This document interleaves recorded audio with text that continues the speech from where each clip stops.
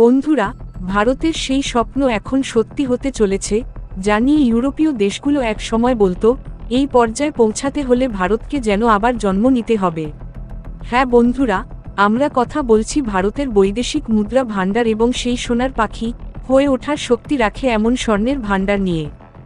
কারণ ভারত তার ফরেক্স রিজার্ভ অর্থাৎ বৈদেশিক মুদ্রা ভাণ্ডারে এমন এক অসাধারণ বৃদ্ধি অর্জন করেছে যে তা আবারও ইউরোপীয় ও পাশ্চাত্য দেশগুলিকে ভাবতে বাধ্য করেছে। কারণ বিশ্বাস করুন বন্ধুরা, এখন রিপোর্ট আসছে যে গত এক সপ্তাহেই $5 বিলিয়ন বেশি পরিমাণ বৃদ্ধি পেয়েছে ভারতের বৈদেশিক মুদ্রা ভাণ্ডারে, এবং এই বৃদ্ধির ফলে তা পৌঁছে গেছে $96 বিলিয়ন এর রেকর্ড স্তরে। এবং এটি ভারতের জন্য কতটা দুর্দান্ত জয় তা আপনি এই ভিডিওর পরের অংশে জানতে পারবেন। তবে তার আগে এটাও জেনে রাখুন, শুধু বৈদেশিক মুদ্রা ভাণ্ডার নয়, তার থেকেও বড় খবর হচ্ছে ভারতের সেই অঞ্চল যেখান থেকে 900 টন সোনা তুলে ইংরেজরা ধনী হয়ে উঠেছিল, সেই স্বর্ণখনি আবারও খোলার প্রস্তুতি নেওয়া হচ্ছে। আর সেখান থেকে প্রতি বছর 750 কেজি সোনা উত্তোলন করা সম্ভব হবে।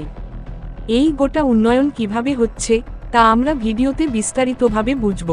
আর ভারতের উপর স্বর্ণবৃষ্টি তো হচ্ছেই, তার উপর যেন সোনায় সোহাগা হয়ে উঠেছে আজকের পরিস্থিতি।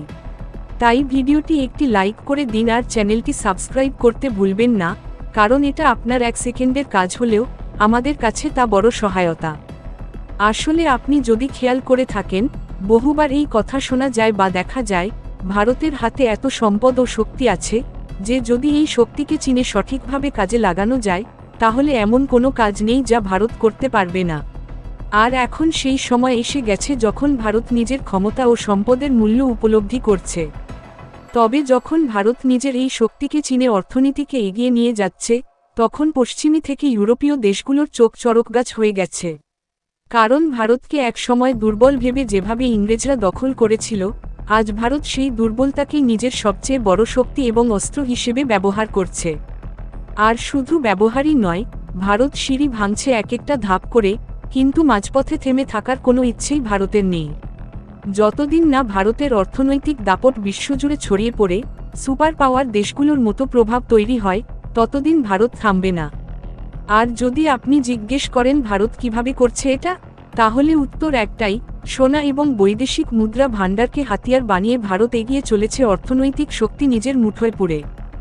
আসলে গত কয়েক সপ্তাহ ধরে লাগাতারভাবে ভারতের ফরেক্স রিজার্ভ বাড়ছে।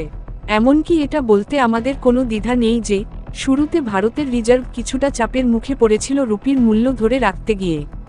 কিন্তু সামগ্রিকভাবে দেখলে এবছর ভারতের বৈদেশিক মুদ্রা ভাণ্ডার ক্রমাগত বেড়েই চলেছে।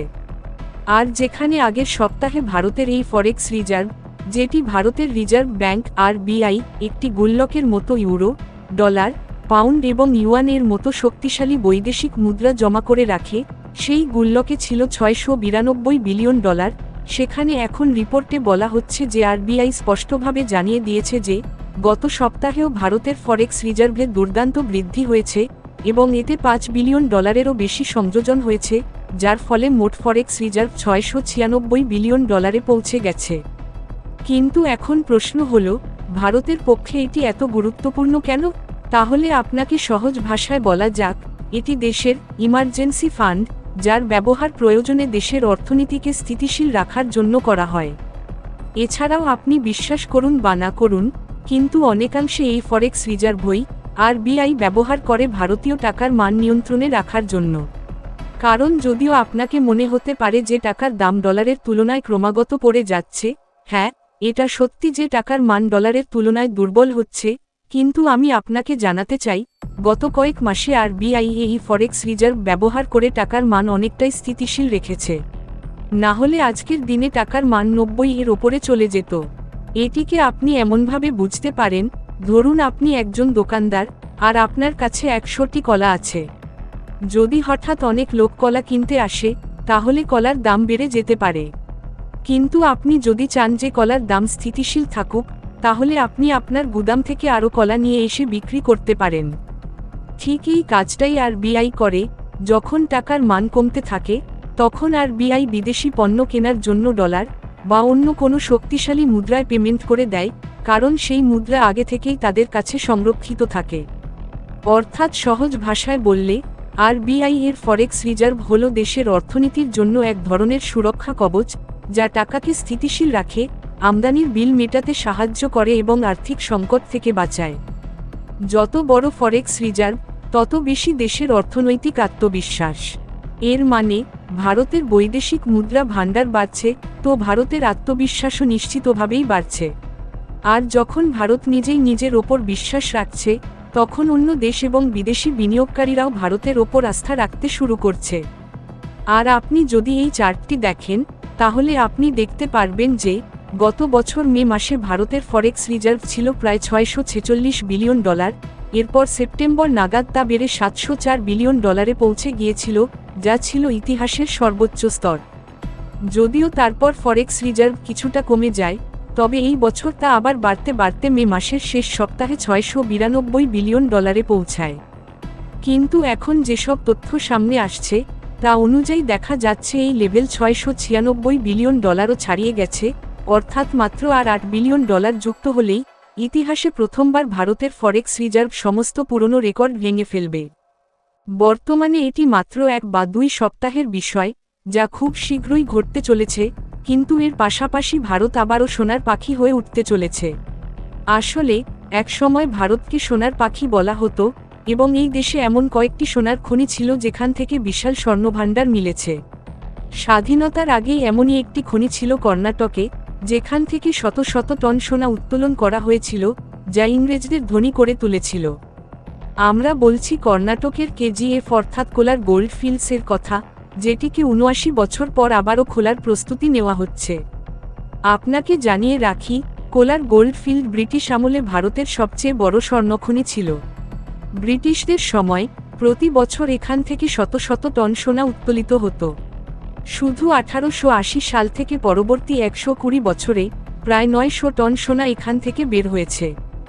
যদিও এর কিছু অংশ ভারতও উত্তোলন করেছিল, তবে 2001 সালে এই খনিতে খনন বন্ধ করে দেওয়া হয়, কারণ তখন খননের গভীরতা বেড়ে গিয়েছিল এবং পর্যাপ্ত আধুনিক যন্ত্রপাতির অভাবে কাজ কঠিন হয়ে পড়েছিল। কিন্তু এখন আবারও এই খনিকে চালু করার পরিকল্পনা চলছে, কারণ আজকের দিনে ভারতের কাছে এমন আধুনিক প্রযুক্তি রয়েছে, যা গভীর খনিতেও সহজে খননের কাজ করতে পারে। অর্থাৎ যদি এখানে আবারও বিশাল স্বর্ণভাণ্ডার মেলে, তাহলে ভারত কোটি কোটি টাকার লাভ করতে পারে। প্রতিবেদন অনুযায়ী এই গোল্ড মাইন থেকে বছরে প্রায় 750 কেজি সোনা উত্তোলন করা সম্ভব, যার ফলে সোনা কেনার জন্য ভারতকে বিদেশের ওপর কম নির্ভর করতে হবে এবং বৈদেশিক মুদ্রারও সাশ্রয় হবে। অর্থাৎ ভারতের মাইনিং ট্রাকগুলো আবারও কাঁচা সোনা খনির গভীরতা থেকে তুলতে প্রস্তুত হয়ে যাচ্ছে, কারণ তাদের দিনও আবার ফিরে আসছে।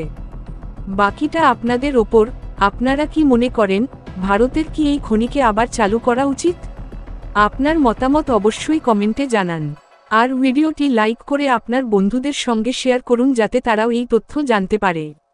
এমনই আরও তথ্যভিত্তিক ভিডিও পেতে চ্যানেলটি সাবস্ক্রাইব করে বেল আইকনে অল সিলেক্ট করতে ভুলবেন না।